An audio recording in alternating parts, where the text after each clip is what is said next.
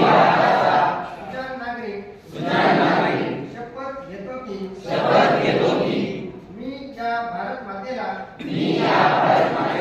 या वसुंधरेला स्वच्छ व सुंदर ठेवण्यासाठी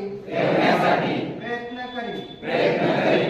या वसुंधरेला या पर्यावरणाला माझ्यापासून कोणतीही हानी होणार नाही याची दक्षता घेईन। मी या देशाला सुजलाम सुफलाम करण्यासाठी